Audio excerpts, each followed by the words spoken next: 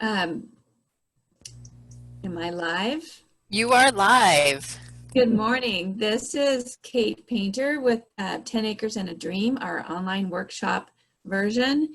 And I welcome everyone back for part 2. And this part is going to be focused on soils and crops. And I just want to go over the agenda.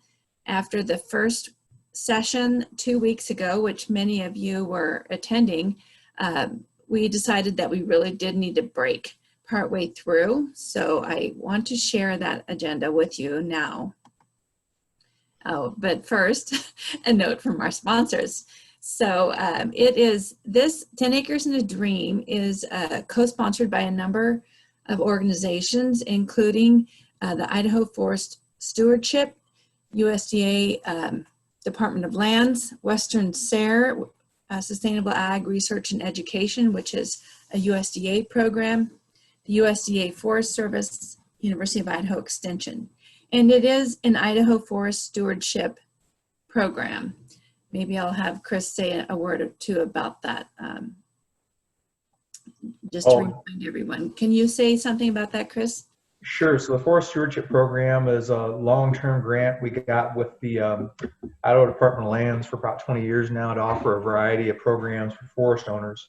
One of the programs that's run under it is the Idaho Master Forest Stewards program, which is volunteers, similar to Master Gardeners. You get 70 hours of training to do it. And 10 Acres and a Dream was really those Master Forest Stewards idea. Normally, this whole thing is offered as a one-day program. This year we're trying it, breaking it up because of COVID. Thank you, Chris. And then finally, a really big thank you to the Cultivating Success Small Farms Education Program, which is a program that is at University of Idaho, and it is also at Washington State University.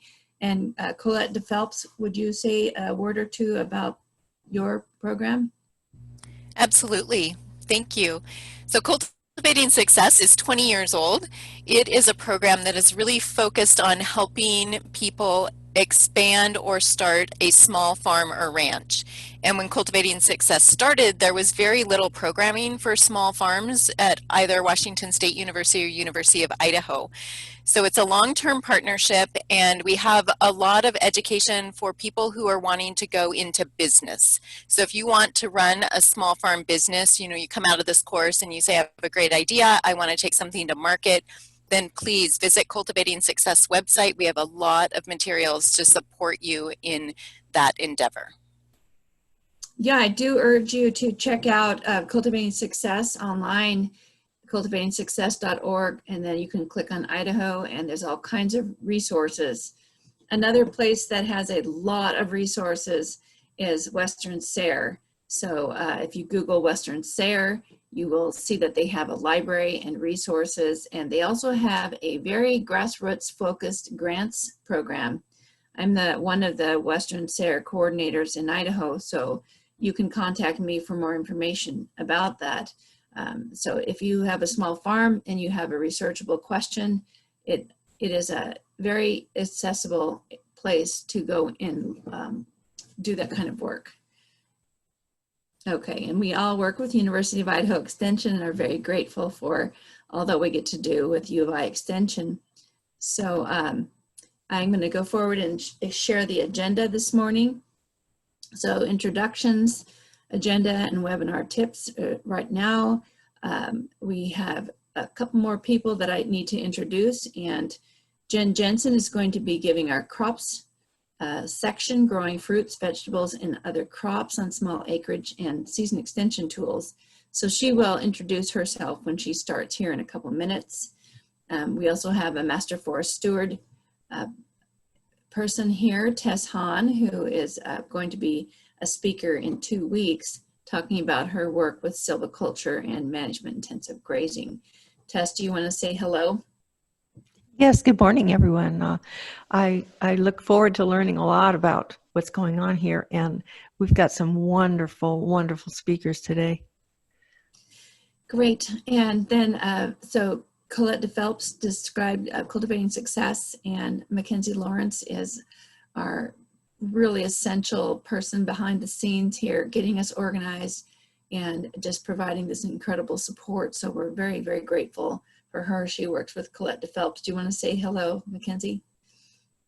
Hi, everyone. You've probably been getting emails from me. I'm so glad you could all join us today. Thank you, Mackenzie. You're just such an important person in this team, and we're just so appreciative of all your really, really good ways that you help us with, and everyone with explaining the technology and keeping it running smoothly. So I'm going to go ahead and just to share, we've got a 9:15 to 10:15 slot here for the crops. That's really the main program today.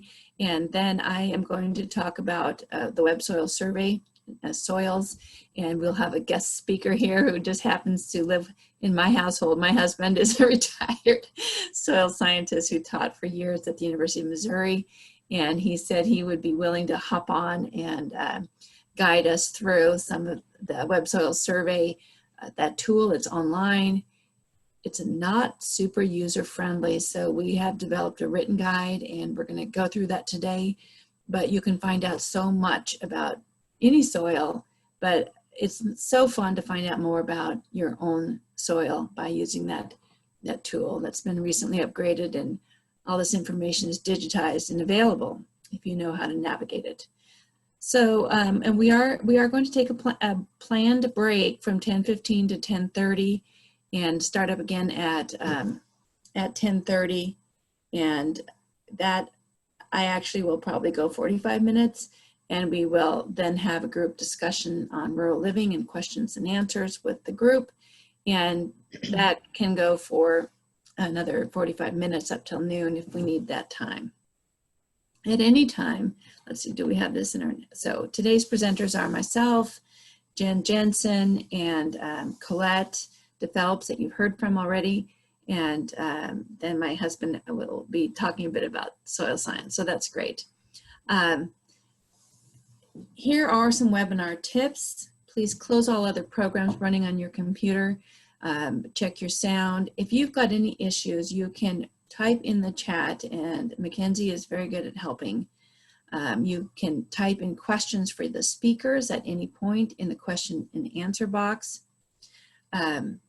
And use your chat box to talk with other participants and troubleshoot technical issues. If you look at your chat box, you can chat with the whole group or any of the specific individuals. We will have a recording after the webinar. Okay, so at this point, let's go ahead and have Jensen start with our first presentation. I'm going to stop. Thank you. Thank you, Kate. And I will go ahead and share my slides. All right, so hopefully you are seeing my first slide there, growing fruits, vegetables, and other crops on small acreages. And my name's Jennifer Jensen. I'm the extension educator in Bonner County. My office is located in Sandpoint. And I focus primarily on horticulture and small farm crop production. My background is in horticulture, a lot of ornamental horticulture, but also a lot of food production as well. So what I'm going to try to cover in an hour, and an hour to cover this whole topic is very short, as you might imagine. So this is going to be a basic run through. We're going to try to just hit the highlights, some important parts to note as you get started with your farm or garden or homestead. And we hope to cover evaluating your natural resources. What do you have on your property? Set some goals for your garden. Review garden startup basics. And again, this will be very basic and a very short review. We'll talk about planning your garden and then discuss a little bit about harvest and handling and determine if a market garden is right for you and your family, if that's the angle that you are hoping to utilize for your property. So to start off with, let's think about your climate. There's a couple different ways to think about your climate in terms of the growing season and your garden. One is the USDA hardiness zone, and the other is frost-free dates, or that period of time that you are above freezing in your area, wherever that may be. And in Idaho in particular, there's a lot of microclimates. So keep that in mind. If you are at a higher elevation, if you're up more in the mountains, then that can decrease your temperatures, shorten that growing season. So that's important to consider. You also want to think about if you have a sloped property that may have some low areas that as that cold air drains down, it catches in those lower areas. Those can be frost pockets that end up getting a later frost into the springtime. And think about whether your property has a north-facing aspect or a south-facing aspect. That too is going to affect that microclimate. Let's talk more about that USDA hardiness zone. And so what this map, this is put out by the USDA, it's the average annual extreme minimum temperatures. So they're looking at those minimum temperatures that you get in the winter. How cold on average does your area get? I have an up-close version here of North Idaho because that's where I'm located, but you can access this map online and input your zip code and then pull up your area. And you can see where I am in Sandpoint and Bonner County. It depends a little bit where you are, but we range somewhere between 6 and down to 5 or so zones. And so what that means for the zone 6 then is we get down to an average extreme minimum of -10 to -5. All right, so that's going to be important, particularly as you consider any perennial crops, trees and shrubs that you may be adding to your garden. This is just another way to look at it. The University of Idaho has a series of publications on growing in a short season area. And so they have a modified USDA hardiness zone map for Idaho, where you'll see that they've classified a number of areas a little bit lower than what the USDA hardiness zone map shows. And when it comes to trees and shrubs, I often recommend that if you want to be sure that those plants are going to survive the winter, choose something that is 2 zones, hardy to 2 zones colder than what you normally, than what you're listed as on the USDA map. So if we're listed here in Sandpoint as a zone 6, if you want to be absolutely sure that that plant is going to survive the winters, choose one that's hardy to a zone 4. The other thing to consider then are those the growing season. How many frost-free days do you have? So that again varies throughout the state, and it may vary based on your microclimate. But in general, in northern Idaho, where I'm located, our last average frost-free day is about May 15th. And you more than likely have other sayings in your area too. I know a number of gardeners here in Bonner County will refer to planting their tomatoes out after the snow has left Baldy Mountain, or up in Bonner's Ferry. I've heard folks talk about when the snow is off Clifty Mountain, then it's safe to plant out those tender crops. But in general, the average frost-free date around here is May 15th. So check out that for your area. And then you also want to consider when are you going to get that first frost again at the end of the season. And for us, it can be around September 15th or so. So we don't have a terribly long growing season here, although there are a number of crops that can be grown, and there are some season extension techniques that you can utilize.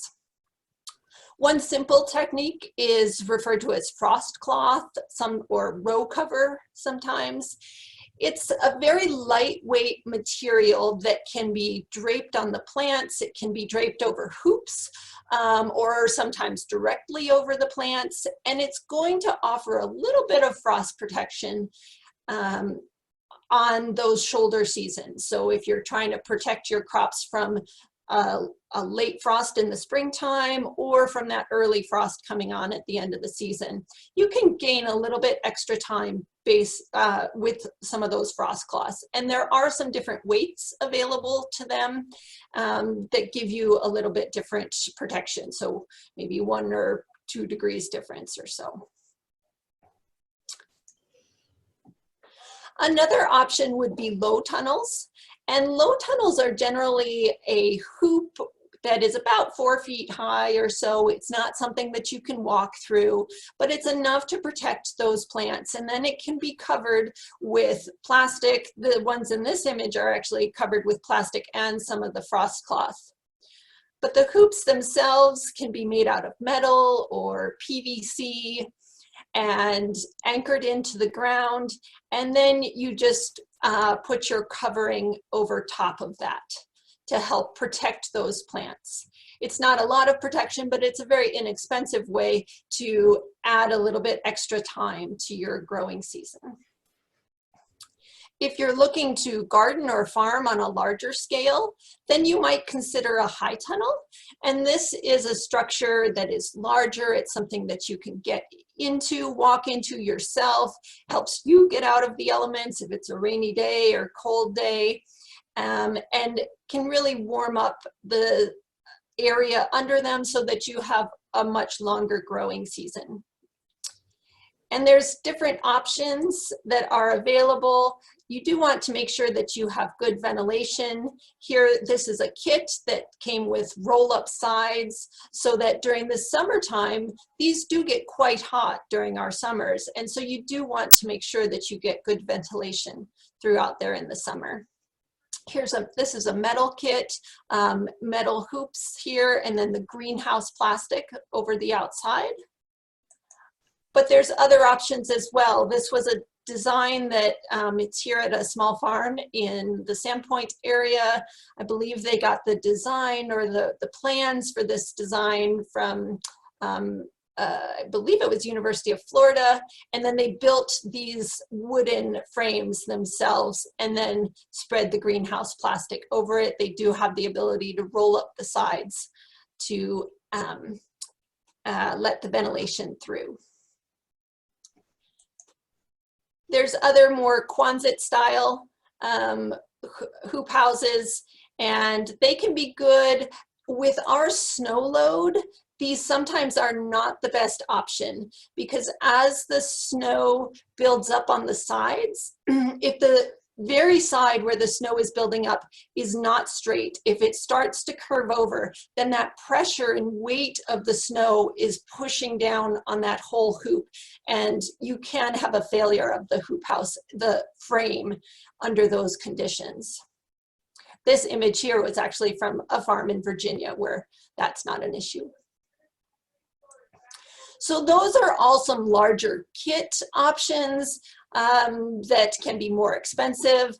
You can build a simple high tunnel. Sometimes they're referred to more as just a hoop house for a less expensive cost. So these are almost like a large low tunnel style. It's PVC pipe that is anchored into the ground, bent over, and then covered with the greenhouse plastic. But it is tall enough for you to walk through. And this is much less expensive to build.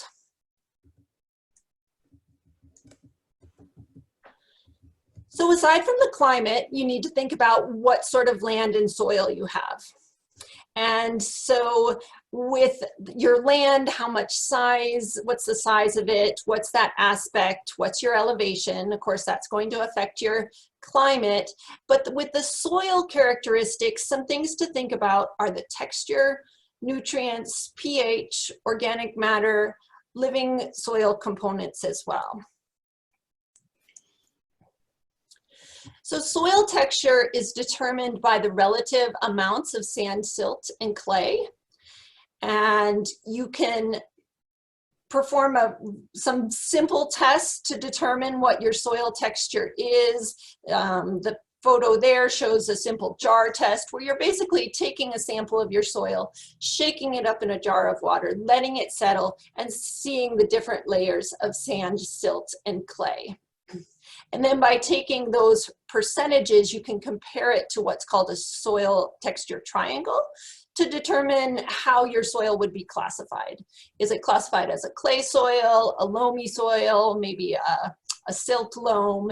You can put it into that category. Another option is to perform like a ribbon test where you're basically taking some of your soil, moistening it, and then seeing how much you can spread that out into a ribbon or like a snake with that soil.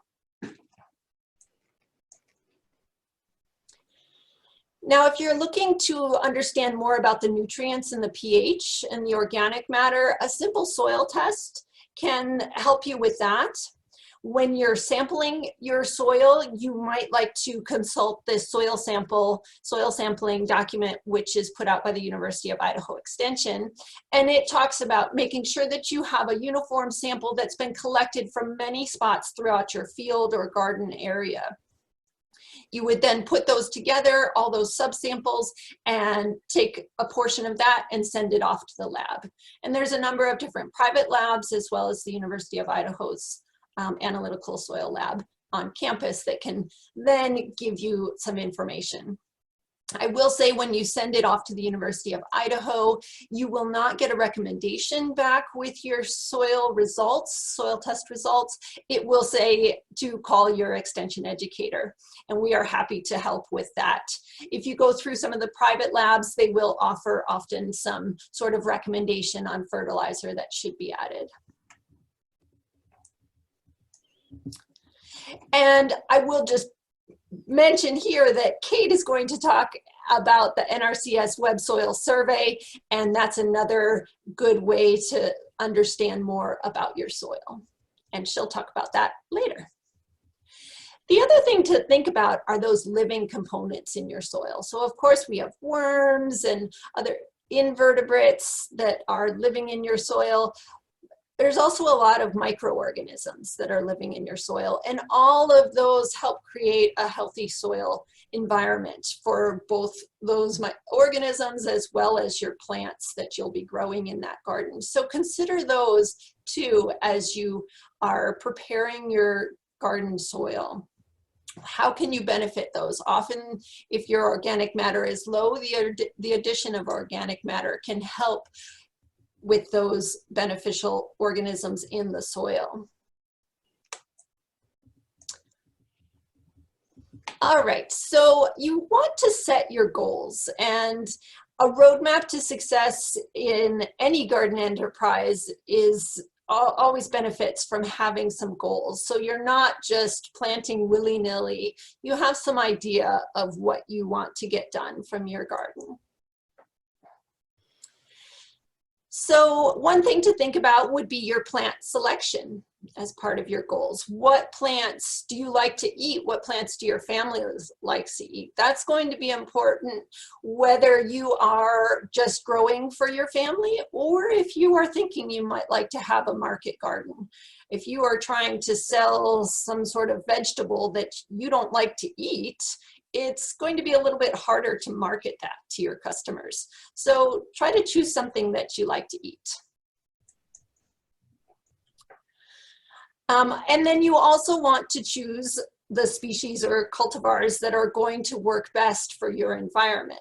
So based on those growing days, those frost-free days, which of the cultivars will mature in adequate time for harvest prior to that first frost at the end of the season? Again, I mentioned that there's some short season gardening publications, and those are available on the University of Idaho's Extension's publication page. And it gives some ideas about fruit trees, small fruits, and vegetables that are better adapted to our short climates. As you're planning your garden and thinking about your goals, also think about your garden layout. How much space do you have to work with? And do you want to just have that traditional style garden where it's a single row and with a pathway to walk between, maybe a wider row so that you have maybe a 30-inch bed? You can plant a few plants across, like these cabbage plants in the photo here, and then have your pathway on either side. Or are you going to have a completely mixed planting? Depending on what sort of space you have to work with, that will probably affect your decision here. Personally, I live on less than an acre, so I don't have that much space for a garden and have more of an edible landscaping style, because I do want the vegetables, but I also want some ornamentals as well. So it's all mixed together, not in rows at all. All right, so the garden size, is bigger better? Well, so if you have the space, then that's useful. You may be just limited by how much sunny space that you have. The amount of sunshine, you know, you'll often see for your fruits and vegetables, they want full sun. Full sun can be defined as maybe 6 hours of direct sunlight, but really your vegetables and fruit crops will benefit from even more than that. If they can get 12 hours of sunlight in the summer, that's even better. And then think about how much food you'd actually like to produce. If it's just for a couple, then you would not be producing as much as if you maybe have a family of 6, for instance. Or perhaps you just want to produce enough food to have a little bit of extra fresh food over the summer. Or perhaps you want to produce enough food so that you have some to freeze or dehydrate and can for storage. Also think about how you plan what your time commitment is. So how much time do you really have to spend in the garden?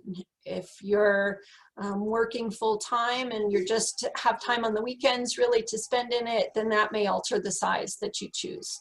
In general, a small weed-free garden will produce more vegetables than a larger garden that ends up being a weedy mess. There's so much competition from those weeds for the water, nutrients, and sunlight that your vegetable or fruit crops then suffer. And there are a number of resources available to help you decide how much to plant. The Idaho Master Gardener Handbook is a resource that's available for anyone online. You can look through the vegetable chapter and it will talk about approximately how much to plant per person. There's some other resources available too through University of California, and other extension services have these available. To give you some basic ideas of, for a family of 4, you know, you might eat about 25 pounds of broccoli, and you'd need about 60 feet of garden row space to grow that much broccoli. And again, these are approximations, and it would vary a little bit based on your garden particulars, your garden situation. As you're planning your garden, also remember to think about crop rotation. When you're growing the same crop or a crop that is in the same family as the previous crop in the same area constantly, there's a greater chance that the disease and insects that affect those plants will survive and continue to cause problems in your garden plants. So by rotating them, you lessen that potential. Here's an example of a 4-year rotation. Another thing to think about with rotation, in addition to diseases and insects, might also be whether the crops are a heavy feeder, they require a lot of nitrogen, or perhaps they're a legume crop, they're not using quite as much nitrogen from the soil. So you might want to rotate based on that as well. Also, you want to think about planning your seed sowing dates. So this is going to be based a lot on your frost-free dates in your area, but you also want to think about soil temperature, and whether you have the potential to start your plants indoors or if you'll be planting them directly outdoors in your garden. Just acquiring a simple calendar and going through your seed packets or through some of the garden catalogs will help you determine approximately when you need to start your seeds. And I like to, on my calendar, I'll have a seed starting date, and then I'll also have a date marked on the calendar of approximately when I'm ready to transplant those out to the garden, or if I'm going to directly seed them out into the garden. And again, a lot of this is based on the frost-free date. When you're looking at your seed packets or catalogs, it will probably say if you're starting your seeds indoors, start your seeds 4 weeks before the last frost-free date, for example, or whatever it may be for the particular crop. Also, I'll just mention here, so there's a good publication. This is from Washington State University, and it's on propagating plants from the seed. And it has a lot of good information, such as this chart here, which talks about the depth to plant the seeds, the number per foot of row, distance between the plants, and then it also talks a little bit about that soil temperature for the seed. It doesn't always have a direct temperature, but it will say that it tolerates the cool soils or it really needs the warm soils before it's planted. Oftentimes, if you're trying to plant your tomatoes or cucumbers out too early, you may be able to protect them from the frost, but if the temperature and the air and soil temperatures are not warm enough, they're basically just sitting out there and they're not really gaining any advantage because it's still too cold for them to grow. So consider that soil temperature, and you can easily purchase a soil thermometer. If you have a meat thermometer that you're not using for meat and you'd like to convert that to a soil thermometer, you could use something simple like that as well. If it goes down low, it's not just at the high degrees, and put that into your soil in the springtime prior to planting to see exactly how warm that might be. You may be able to, like I say, gain a little bit of protection with the frost cloth, and you may find that certain areas of your garden warm up more quickly than other areas. Areas that are more shaded are probably going to warm up more slowly in the springtime. If you have some raised beds, however, that soil may warm up a little bit more quickly.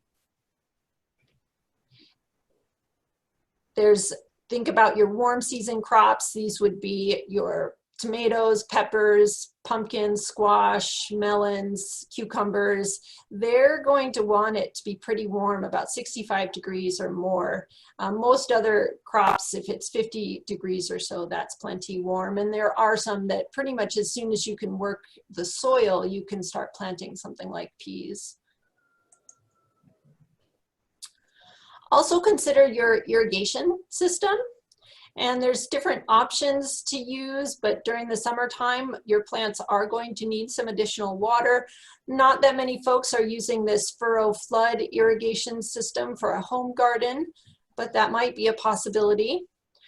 The aerial or overhead sprinklers are easy to use, whether it's an oscillating fan or other style. You can easily set those up in your garden area. And then to conserve a little bit more water, because with some of these other systems, you will lose some water to evaporation, you might consider having drip irrigation. So some sort of either soaker hoses or the drip hoses with emitters that you can lay on the ground directly next to your plants. You can even put some straw mulch on top of them, and then that water goes right down into the soil and is less likely to evaporate off. And where you might lose some of that. Things to think about when you're thinking of your irrigation systems include the rooting depth of the plants. So some are going to have deeper roots, such as tomatoes or your trees and other shrubs that you might have. And then others will have a shallow rooting system, your lettuce, for example. Also think about your soil texture and how deep those roots are growing into the soil. If you have a sandy soil, there is not going to be much water holding capacity. And so that sand will, or the water will move into that sandy soil, but then will move through it rather quickly, and not that much will stay around those root systems. Now, if you have a clay soil, you'll have greater water holding capacity, but you may have to water a little bit more because it's holding on to so much water. If you need that water to get more deep into the soil, you may need to add more soil, or more water, excuse me. Also think about the stage of growth. So young plants generally are going to require less water than the mature plants, and the moisture stress can be more severe during certain stages than others. You know, a really generalized principle is that you want about an inch of water applied. Well, an inch of water applied to the sandy soil will penetrate about 12 inches, but it will take anywhere from 6 to 10 inches that 1 inch of water will just move 6 to 10 inches in a good loam soil, and will only move down about 4 to 5 inches in a clay soil. So to help retain some of the moisture around in the soil and around the plants there, mulching is very beneficial, and it also is going to help cut down on the weeds that are growing around your garden plants. Lots of different options for mulch, leaves, straw. You could use wood chips or bark mulch. Those are more often seen in ornamental landscapes. Plastic mulches are available, such as this plastic mulch here in the photo. And if you have something like a black plastic mulch, that can also help warm up the soil around those plants a little bit more. And then you could also use something like cardboard or newspaper as mulch. When you're harvesting your plants, you want to make sure that you're harvesting them at the appropriate maturity stage. In some cases, some will benefit from a light frost, such as the hard shell squash and pumpkins that then can be cured in the field. Remember that other crops, such as your garlics or onions, may also have a curing period that will help them store longer. Other crops like kale, Brussels sprouts, and collards may have a little bit more of a mild flavor after a frost. And when you're harvesting, you want to be sure that you're gentle and you're not bruising your plants. You want to be sure that you're harvesting them into a clean container, not the same bucket that you're using to spread manure in your garden. And if you will be storing this produce for trying to store it for a long period of time, you want to store your best produce. Once it's harvested, it's not going to get any better. So if you've got some that are already bruised, perhaps some root crops that you nicked with the shovel or digging fork when you were harvesting, utilize those first and put the best produce that you have into storage. Oftentimes it's not necessary to completely clean off your root crops. If you're scrubbing them prior to storage, you may actually damage them more and they may not store quite as long. There's a publication on the University of Idaho's website about harvesting and then storing your vegetable crops that is in their gardening publications section. That is very helpful for this. All right, let's talk briefly about fruit trees. So when you're selecting your fruit trees, here's a couple things to think about. So on the left here, this is the usual order of bloom in fruit trees. Apricots will bloom the earliest, and something like apples will bloom the latest in general. So what does this mean? If you're in an area that gets that has a later frost-free date in the spring, that means that there's a chance that those apricots, even though they are hardy, you might end up losing all those blossoms to frost. The frost may kill the blossoms and therefore you won't get any fruit. Whereas something like apples, pears, cherries, they bloom later, and so you're not as likely to have a frost kill off those blossoms.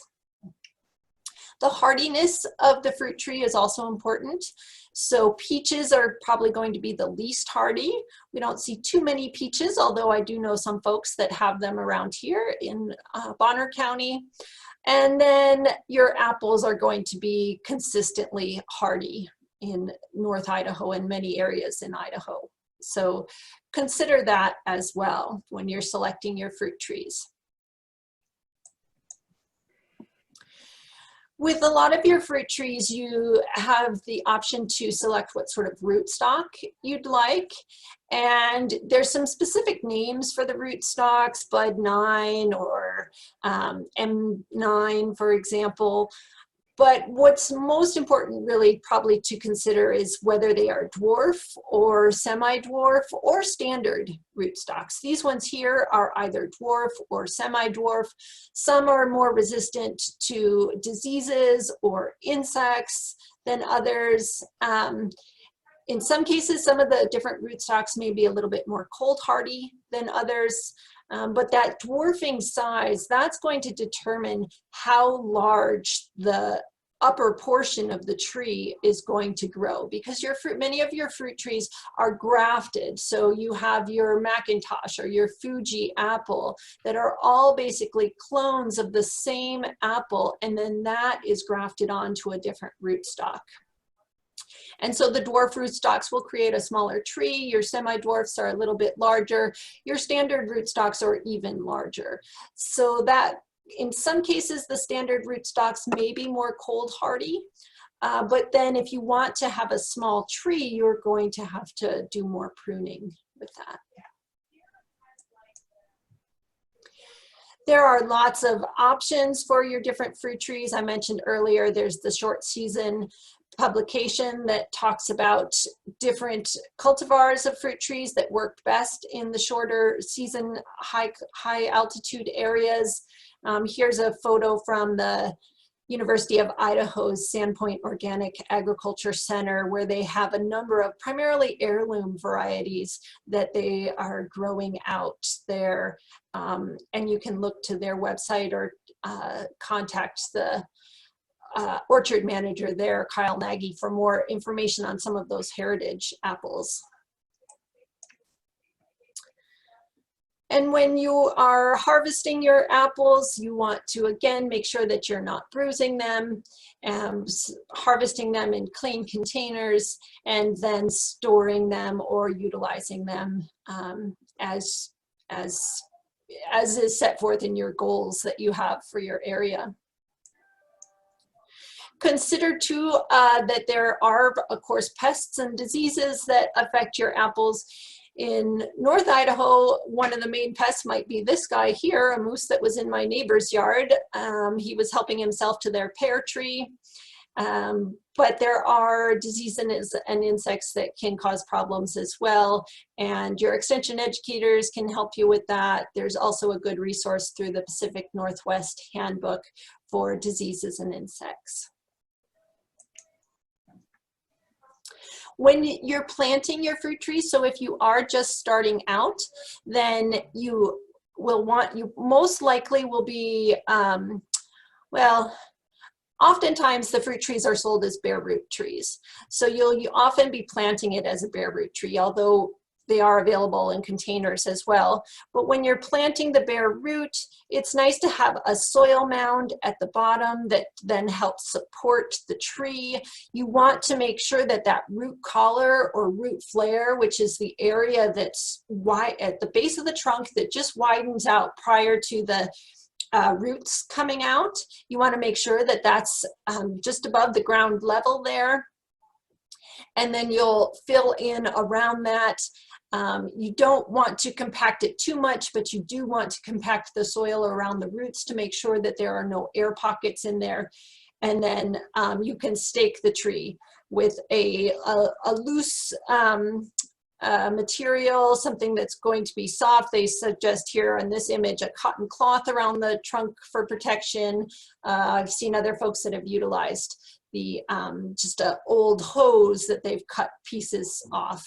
You don't want that to be terribly tight around the plant. It should have a little bit of movement to it, and you do want to remove that as soon as the tree is established. You don't want to forget about it and then have that trunk be girdled by the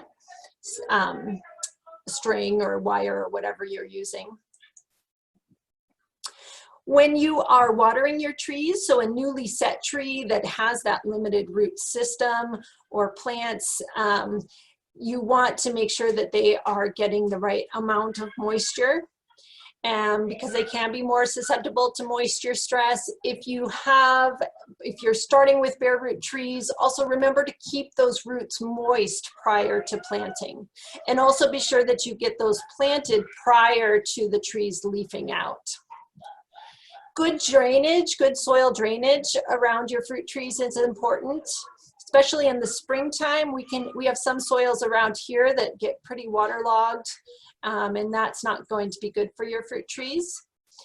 And fruit trees have a fairly deep root system. Most of the roots are concentrated in that upper 2 feet of soil, though a lot of those feeder roots are closer to the surface of the soil, and they will extend out beyond the drip line. So depending on what your irrigation system is, make sure that you're irrigating that full root zone. With fertilization on your fruit trees, too much nitrogen in particular can in fact reduce some of the fruiting rates, the fruiting wood, and the crop yield that following year. Or too little reduces the growth rate in fruiting wood. Too much, though, will cause too much vegetative growth, particularly with the nitrogen, and can lead to a poor crop. If you're just starting a fertilizer treatment, some basic things to think about would be to use about 1/3 of a pound of actual nitrogen. So not 1/3 of a pound of your fertilizer, but of your actual nitrogen per inch diameter for your stone fruits, and about 1/10 of a pound of actual nitrogen per tree diameter for your pome fruits or your apples, pears, etc. And if you need help converting what that means based on your fertilizer that you're using, we can help you calculate that out. And the amount of nitrogen that you're adding will probably depend on the tree's productivity as well. So if you have a new tree, it's non-bearing, it's just getting established, you want to see, this is the annual terminal growth of the fruit trees that you want to see. So your apples should be growing about 2 feet each year, pears about 1 foot, peaches a little over 1 foot, other stone crops, stone fruits as well. If your trees are more established, mature, and they're bearing fruit, the apples should just be growing about 1 foot or so, pears about 6 inches to 1 foot, and then your stone fruits about 10 to 15 inches. All right. So now let's talk a little bit about small fruits. And when we're talking about small fruits, we're talking about blueberries, strawberries, raspberries, blackberries. There's grapes. There's a number of other small fruits, more unique fruits, service berries, aronia berries, elderberries. There's a number of different fruits that are possible to be grown in our area. There's even a nice guide from the University of Idaho Extension on growing huckleberries as well. So a lot of these can be grown in your gardens or farms. To find out more information, some of the requirements and growing conditions for these vary. So if you're looking for more information, I would suggest going to the Fruit and Nut Publications and Resources section on the University of Idaho Extension webpage. If you look into publications and then go down to the fruit and nuts under the gardening, you'll see a number of excellent publications that go in depth into growing into each of these crops. As our time is more limited, I didn't include all of that information in today's presentation, but I'm happy to discuss more about that with anybody that might be interested. A lot of the same principles with the fruit trees are going to be needed. You want to have a well-drained soil if possible, slightly acidic soils for most of these crops. And then also, if you are growing your blueberries, do remember that they require a much more acidic soil. So when you're looking at your pH of the soil, for those crops, they will benefit from having it between about 4.5 to 5.5 for the blueberries. In some parts of Idaho, your soil pHs are much higher. In northern Idaho, ours tend to be a little bit lower, and so this is more doable for farms around here. I do know one small acreage farmer that when he first was establishing his blueberry farm, he was looking for property in the area, and he told me that he went around and he took soil samples from different properties that he was considering to starting his farm on, and then sent those off to have the pH evaluated prior to actually purchasing the land. So if that's something you're interested in, you may consider doing that prior to purchasing if you haven't purchased your 10 acres yet. All right. So is a market garden in your future? Here's a few things to think about if this is the direction that you might wish to go. If you've purchased your 10 acres and maybe you're not interested in converting this into a farm business, then some of this might not be quite as important. But if you think this might be an angle that you'd like to look at, here's some things to think about. Are you located close to markets? Do you have a farmer's market, or are you able to create some sort of online market? Are there wholesale markets, grocery stores that are selling local produce that might be interested in your products, or restaurants that might be interested in your products? Or do you think that you have the population in the area maybe to support a community-supported agriculture system where folks purchase sort of a subscription to your farm and then receive a weekly amount of produce? So is there really the demand there? Maybe you've walked around your farmer's market and realized, well, you know, nobody's producing this type of produce. I'm interested in doing that. Think about what your niche is and what the competition might be from the other growers there.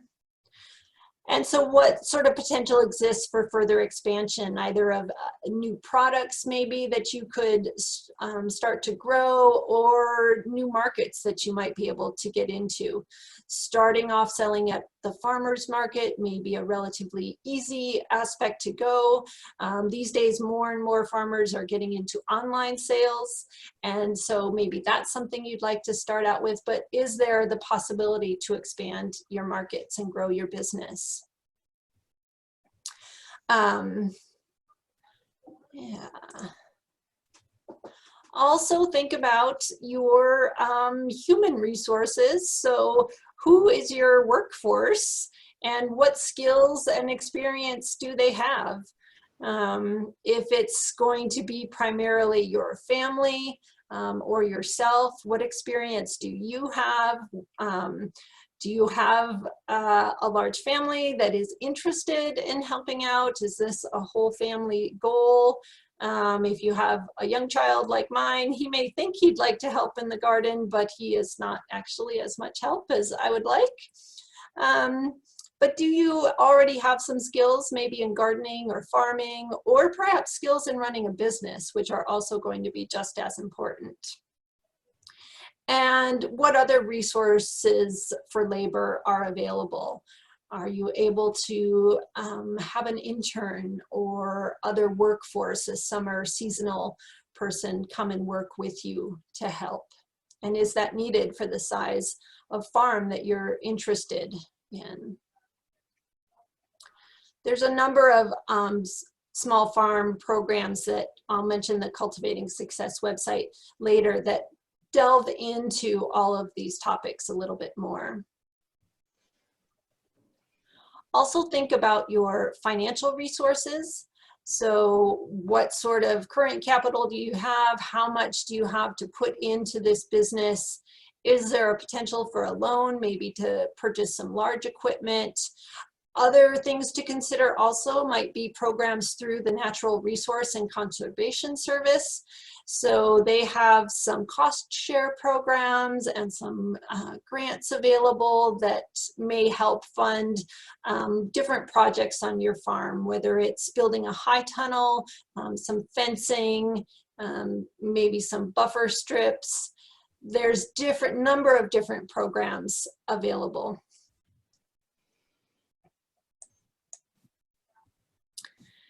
And then also, you know, what can you afford? So you may consider that you would really like to purchase a nice large tractor, maybe with a big tiller on it, a bucket, be able to do a lot of big projects on your farm. But in reality, maybe all you can afford are some simple hand tools. And maybe that's just where you start at this point in time until you can grow your business. So keep in mind that there's different ways to start. You don't need the big tractor. There's lots of ways to run a farm business. There's a number of good publications for small acreage farming on the University of Idaho Extension webpage through their publications. And then also do take a look at the Cultivating Success website that was already mentioned. This has a lot of good information about upcoming webinars, as well as recorded webinars and other resources that are available for those that are interested in running a small farm business. Now, the other crop that I wanted to mention is hay crops. And that's another aspect that here in Bonner County, we have a number of small farms that are producing hay, either for themselves or to sell and market their hay. So with these farms, the same principles apply of looking into your resources, the land resources, what's available, what's the soil conditions like. Has there been hay growing on this area before? How old is that hay field? Does it need to be reseeded or renovated? Lots of things to consider there. Also, this is a point where if you've purchased 10 acres and maybe a lot of it is a hay field, you may be wondering how to manage that without a tractor. And in some cases, you may be able to hire folks. There are folks in our area that will come out and do custom work. They bring their tractor with them, and you pay them to either till your field, reseed it, harvest it, bale it. So that can be considered. If you have a small scale, sometimes it's a little harder to get folks with the custom businesses to come out because it is such a small job for them. So you just want to keep that in mind. Is it better off maybe for you to purchase your own equipment? Just some things to think about in your business. The other thing to think about will be the weeds and spraying for weeds in those areas, and applying fertilizers. What sort of equipment is needed for that? Oftentimes, depending on the size of the area, maybe just a four-wheeler with a sprayer on the back, but you might want something larger. Sometimes your county may rent out spray equipment, so you might want to contact your county weed superintendent, and they will let you know what might be available for that. And either your county weed superintendent or your county extension educator can help direct you into which herbicides might work best for the weeds that you're trying to control. And also what sort of forages might work best in your area based on your climate and your soil conditions, so that you can get a good crop growing. Again, there's a number of good resources available for that, whether it's fertilizer recommendations or how to market your hay. Those can be found here on this Forage, Crop, and Pasture publications page. And I did finish up a little bit more quickly, but I'm happy to answer any questions now, or if you'd rather wait until the end when we have the question and answer period, I could answer them then. We do have a couple questions, Jen. So the first question is from Tara, and she asks, is crop rotation also useful for growing ornamentals, annual flowers, wildflowers, flowering plants, etc.? It certainly could be. With your ornamentals that are your perennials, a number of those, they can survive in the area for a while, but you do run the risk, because that host is there year after year, that you may see diseases that stay in the area. If you're noticing diseases either on your perennials or your annuals, and it's a disease that is particular to those ornamental families or genus of plants or species, then I would certainly consider removing them and not planting the same plant in the area.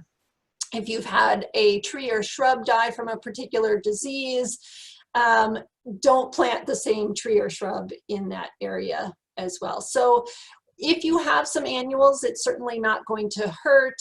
If you're not noticing as much disease, then it may not be as much of an issue. With your ornamentals, unless you're really trying to get a crop, like out of a flowers, cut flowers, for instance, where you are trying to run a business, then in that case, you really want to make sure that you're not losing your crop to the diseases. If it is more just ornamental for pleasure, then it may not be quite as important if you lose some of your flowers to a disease. But I would say if you have a disease that's affecting one particular species or family of plants, try to move away from that the following season. Thank you, Jen. We have another question, and this is from Todd. He asked, what are our options in Butte County, Idaho for, quote, dry farming, as we just learned that we won't have any irrigation this year? How do we grow food here under these conditions for our family and for potential market? That is a very good question. I am not as familiar with the climate in Butte County, but what I would say is,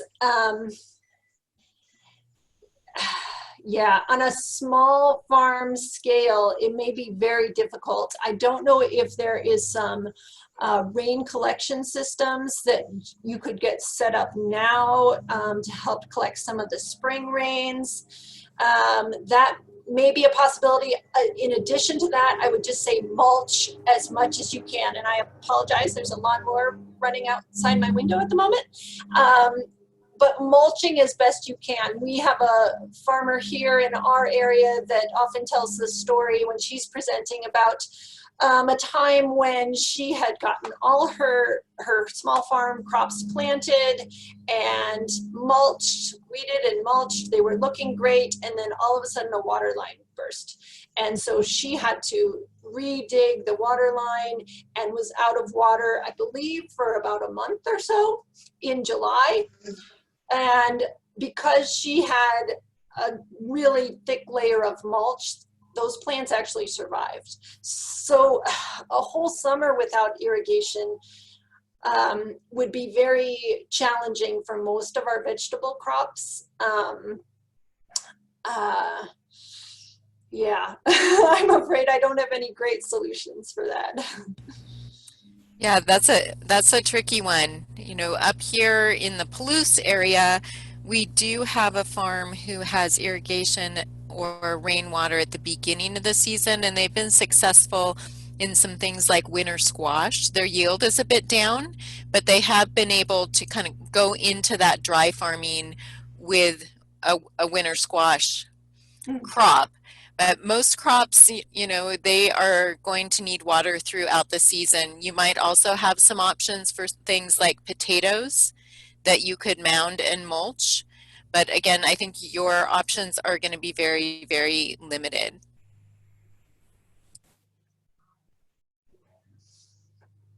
Let's see, Tess would like to speak a little bit about hygge culture. Oh, perfect.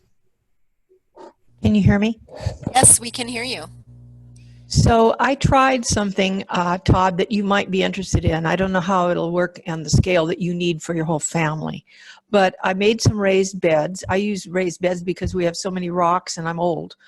And so I made raised beds that this year I did something different. I took all the branches of the trees that I trimmed, the fruit trees, and put them in the bottom of the raised bed, the new raised beds, and then put a bunch of straw from the chicken house and then some manure and so forth. And then I planted this, put the soil and planted on that. And within a couple of weeks, with putting in no watering or anything like that, just the rain that fell, within a couple of weeks, the strawberries that were planted in those beds that had the twigs and such underneath, they were twice the size as my usual raised beds. So I am going to do that hugelkultur kind of approach to all of my raised beds. I'm just going through all my vegetable beds and taking the soil aside, putting a bunch of sticks and straw underneath there because that holds the moisture. So it's like it's like having mulch on top, but it's underneath the soil growing zone. So that's something you might consider. Thank you, Tess. I also had something, Jen was talking about the row covers and the plastic for the low tunnels. And I have a kind of a MacGyver solution on how to hold the plastic on. Would that be important? Yes, absolutely. Okay. If you have your PVC pipe, that's the hoop, then take another PVC pipe, preferably a little bit larger size if you can get it, and you cut about 4 inches, 3-4 inches of that, like a little piece of pipe, and then slice it down the side longitudinally. You'll probably need to do this, like a bandsaw or something like that, table saw. And then that's the shoe that's gonna kind of go over the top of the plastic, holding the plastic onto the PVC hoop. All right, but then when the wind blows, the wind will just take the plastic out from under there. So what I've devised is to take an old inner tube and cut squares of it, little squares that go on top of the plastic before I put on that shoe, kind of like a sock before you put your shoe on. And that inner tube will give enough grip that the wind won't take your plastic away. So you're going to have the hoop, the PVC of the hoop, and then the plastic that's the greenhouse plastic cover, and then the inner tube, little square inner tube, and then the PVC pipe that's cut down the side, and it'll clip on over the top. And that works really well, keeping things in place cheaply and in the middle of wind. Great, thank you for that tip.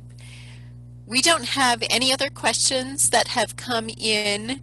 We will put into the chat the correct spelling of hugelkultur and perhaps a link to a description of that. So we'll get that into the chat over break. I think it's Hugel. Okay.